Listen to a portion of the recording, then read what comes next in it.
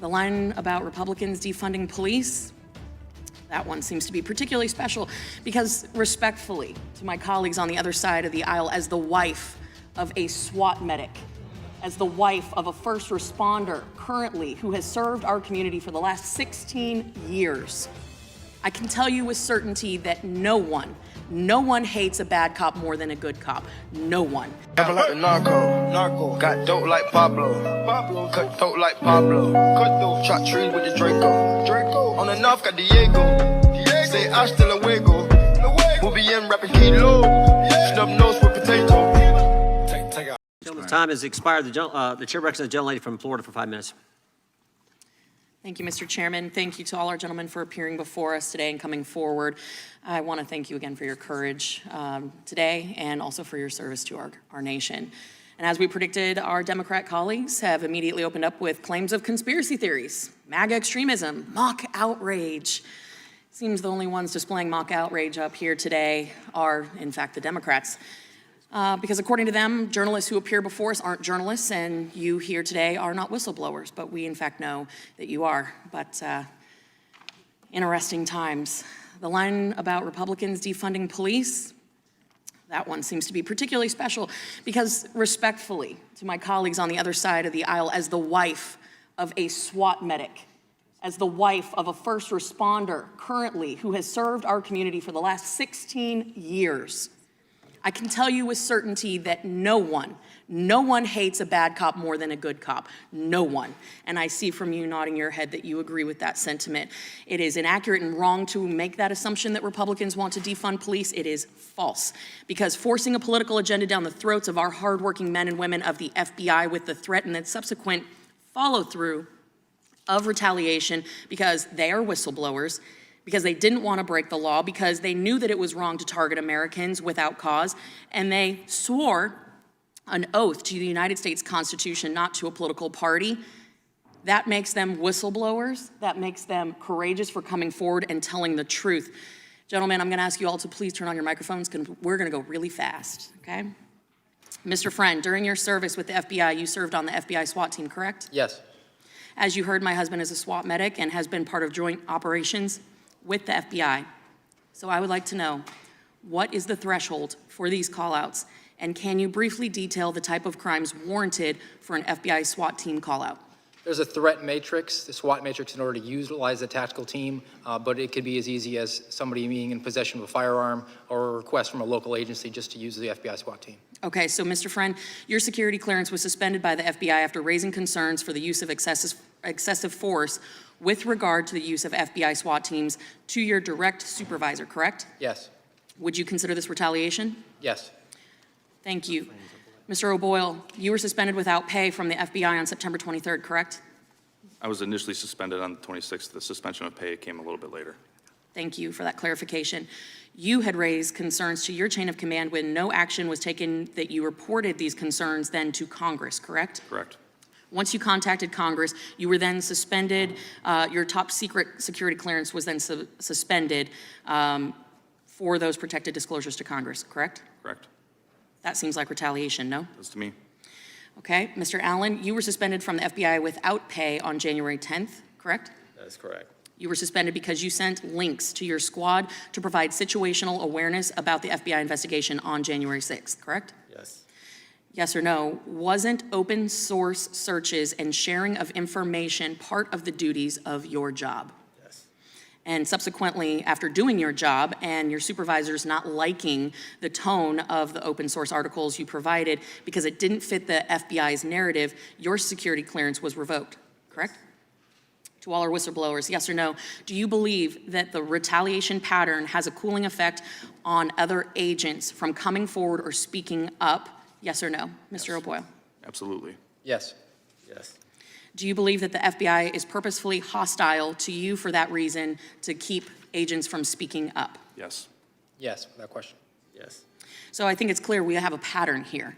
If you speak up about the abuses you are seen as an agent, or are sharing information that may not fall in line with the FBI's political narrative, you will be suspended without pay, have your security clearance revoked, and your life will be turned upside down. It's pretty clear that the MO is if you don't comply, they will retaliate. If you don't agree with the political agenda, you get suspended. And they do it in such a way to deter others from speaking up and speaking out. That, ladies and gentlemen, is the weaponization of government. That is the weaponization of government, and that is why we are here today. Has inflation got you feeling your money is slowly wasting away? Events of the past, we want to fix it. We have to expose it, stop it, and prevent it from happening again. That is why we are here. These men are whistleblowers. The gentlemen who came before us in previous hearings, they were journalists. And just because you don't address them as such does not mean that they are not who they say they are. They have been retaliated against, and regardless of your party affiliation, this behavior is unacceptable, and we need to stop it. Republicans, Democrats, independents alike, this is a concern we should all share. This is the weaponization of government, and it is our job, our constitutional duty to stop it. With that, I yield back. Gentlelady yields back. The chair recognizes. Oh, I'm so sorry. Wasserman Schultz. The gentlelady from Florida is recognized. Ms. Wasserman Schultz. Thank you, Mr. Chairman. Mr. Chairman, I ask unanimous consent to enter into the record this document that clearly indicates the questions of allegiance to the United States on the part of Mr. Allen, and that were specifically the reasons for the revocation of his security clearance, in spite of the gentlelady from Florida's assertions to the contrary. Thank you. Mr. Friend, I find some humor in the irony of Republicans inviting you here the same week Congress is focused on honoring law enforcement. You've repeatedly made calls to undermine our law enforcement agencies. Since being rightly suspended, you've led Republican calls to defund law enforcement, recently describing the FBI as a feckless garbage institution. Since joining Twitter in November, no less than 40 times you called for our brave law enforcement personnel to be defunded. You even urged local police to sabotage criminal investigations by urging citizens to, and I quote, pressure your sheriffs to refuse to cooperate with FBI investigations. That is not only reckless advice, it's a recipe for allowing more criminals to run loose in our neighborhoods. Perhaps Chairman Jordan can explain why Republicans are promoting defunding law enforcement and increased crime before our subcommittee today. But Mr. Friend, your motivations appear to be today crystal clear.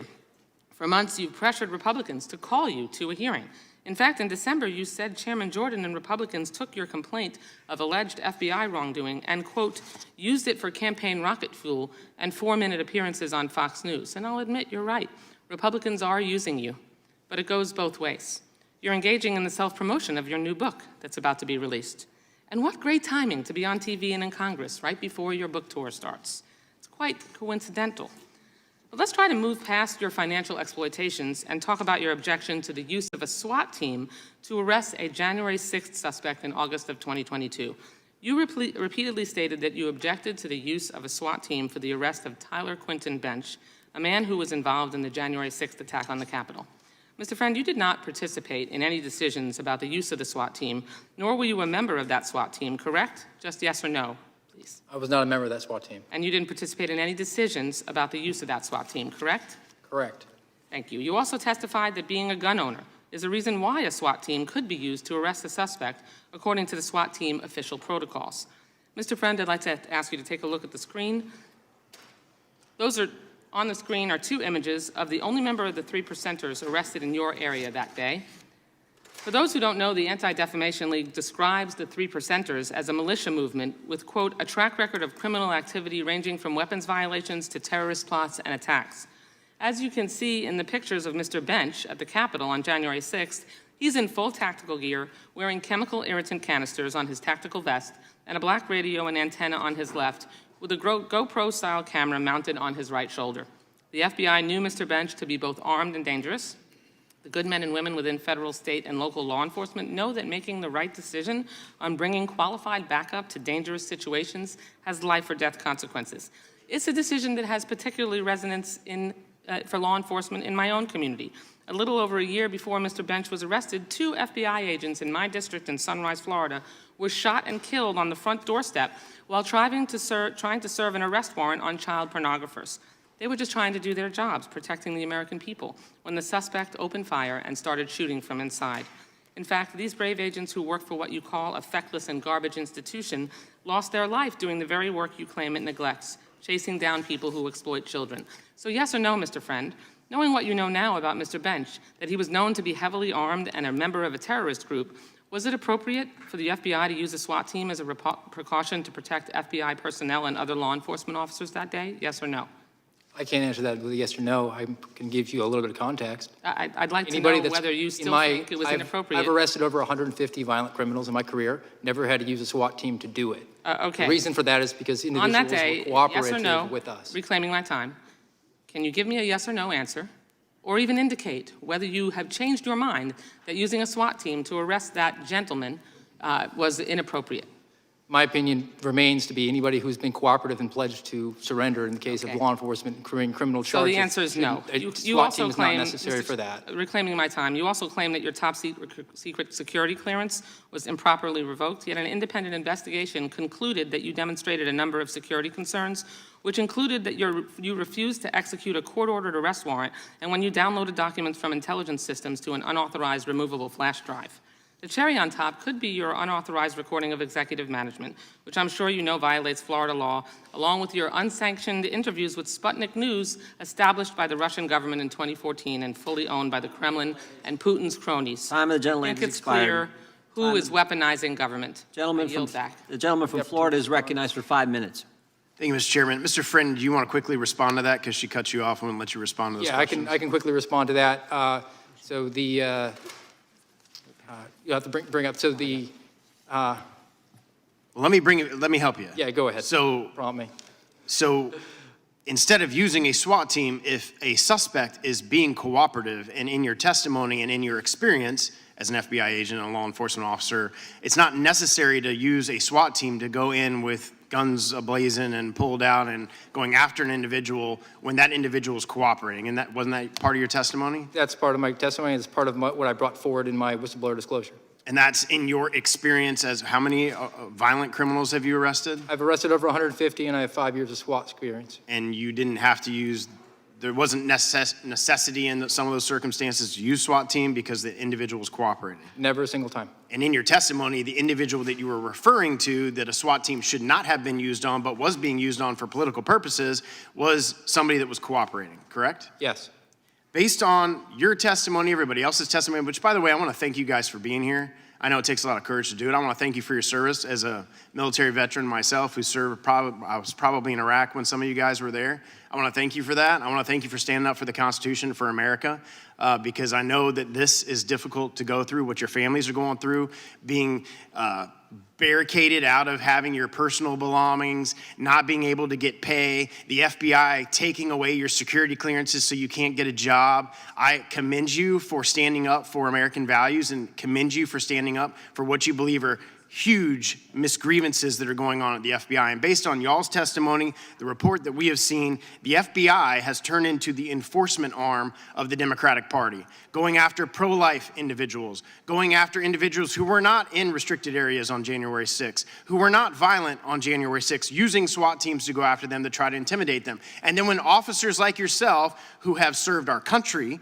who have served the FBI, who have served in law enforcement, suddenly want to raise concerns and use the whistleblower status to be able to, hey, you know, this isn't right. This isn't the way that we should be treating these individuals. This isn't fair. Suddenly, the FBI is shutting you out, taking away your clearances, taking away your pay, shutting you down so that your families can't even survive financially. So I want to thank you for your testimony here today, and I hope the American people will gloss over the lies that have been perpetrated on you today for the truth that is underneath every single one of your statements.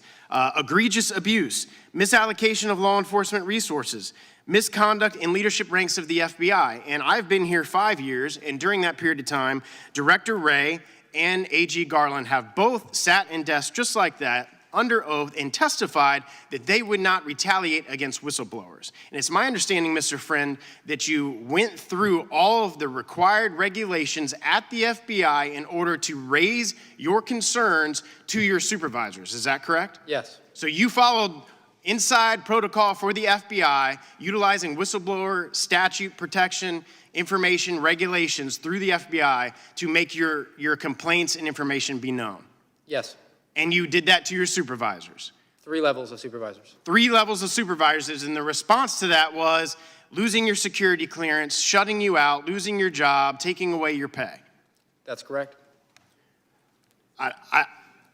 I'm so frustrated and angry, and I don't have, only a minute and a half left to try to display the level of corruption, weaponization, politicization that has occurred at the highest levels of the FBI and the DOJ. And both Director Wray and Merrick Garland have sat there and testified that there's no retribution for whistleblowers. No, we don't retaliate against whistleblowers, but we have testimony, and I'm a lawyer too, and testimony is a fact in evidence that exactly is what is going on in the FBI and the DOJ. Just quickly talk about how the inflation, Mr. Friend, of the domestic violence or the statistics as it relates to January 6th, how they were inflating those statistics to make it look like there was a bunch more cases than there really was. Well, typically, you would investigate January 6th as one case with lots of subjects, but instead, the decision was made to open up a separate case for every single individual there, and instead of on paper investigating them from the Washington field office, spreading and disseminating those to the field offices around the country, and if the individual lived in that area. So it, in effect, made it look like there was domestic terrorism cases and activities that were going on around the 56 field offices, when in fact the cases were really all from Washington, D.C., and Washington field office had a task force that was responsible for calling the shots in all those cases. Thank you guys for being here. My time's expired. Gentleman yields back. We have votes on the floor to our witnesses, so we will take a break now. We will stand in recess until 15 minutes after the close of the vote, the final vote on the floor. And you guys are welcome to wait here in the back. The committee stands in recess.